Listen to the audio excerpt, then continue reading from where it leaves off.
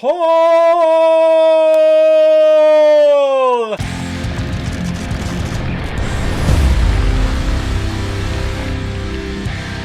Fish Called Wanda, released in 1988 and is directed by Charles Crichton, who has also directed such films like Against the Wind, He Who Rides a Tiger, Floods of Fear, and Man in the Sky. And this film is starring John Cleese, who also co-wrote the thing, Jamie Lee Curtis, Kevin Kline, and Michael Palin. And we're talking about A Fish Called Wanda today because it was a PayPal recommendation from two of my biggest supporters on this channel, Mr. and Mrs. Rusted Beetle. This was a part of your huge bundle that you sent me at the end of last year, so thank you both so much for your recommendation. I've always meant to see this film, just never got around to it, and yeah, there's a lot going on here, and I don't know if that plot summary made any sense at all, but that's kind of this movie. And this movie was a huge hit. Everyone loved this thing. It was nominated for several Academy Awards.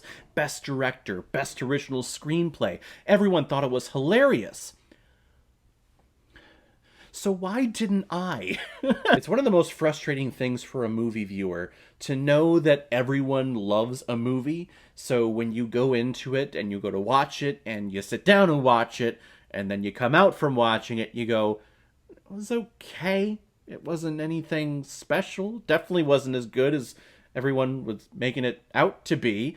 What is wrong with me? And I have to remind myself, there's nothing wrong with me. There's nothing wrong with you. We all just have our own different senses of comedy and things that we enjoy.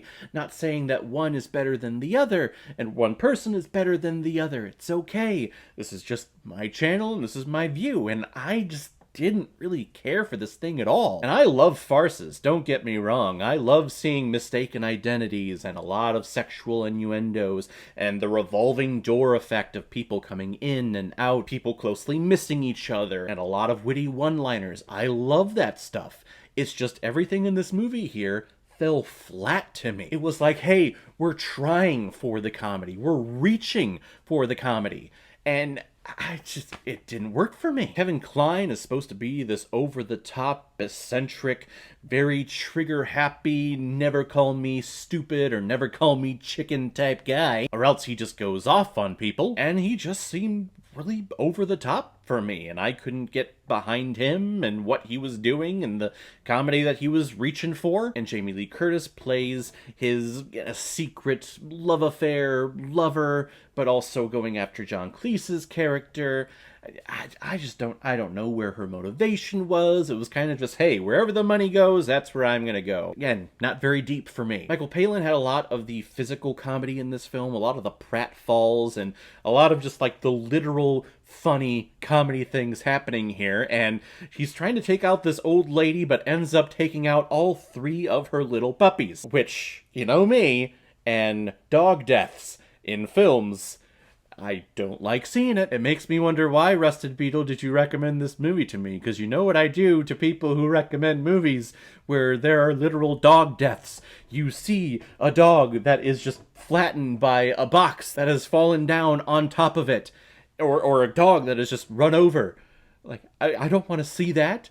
And what I do to people that do that is I have to do the obligatory, out of respect though, Rusted Beetles, I love you both so much, but there's freaking dog deaths in here! The only character that I kind of thought was a little funny and that was getting behind a little bit was John Cleese's character. He is a lawyer who is in this estranged relationship, he's not feeling anything, and then starts falling in love with Jamie Lee Curtis's character, and, you know, there's stuff there, but they're all just shitty people, and I wasn't getting behind any one of them. The dialogue, the story, the characters, everything here fell flat for me, and I wasn't getting behind anything, or I wasn't caring about anything. And I'm very worried because the Rusted Beetles also recommended the film Fierce Creatures that we're going to be checking out on Friday. It was like a repertory filmmaking endeavor. All of the actors and all the crew from this film returned for that movie, and that movie apparently bombed in the box office, and everyone hated it. So if I didn't like this one, how am I going to like that one?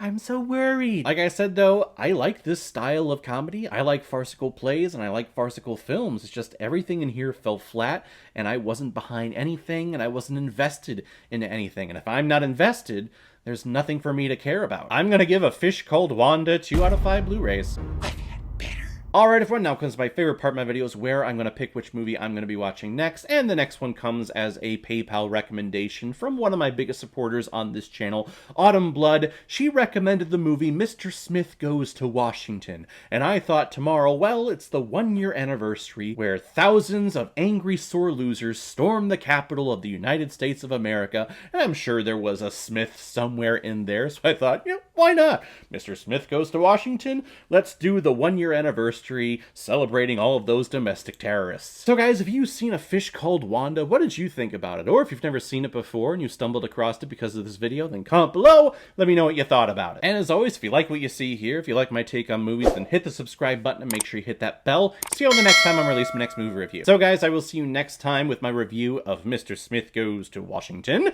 So in the meantime, be well, be good to each other, and go watch a movie. Take care, guys.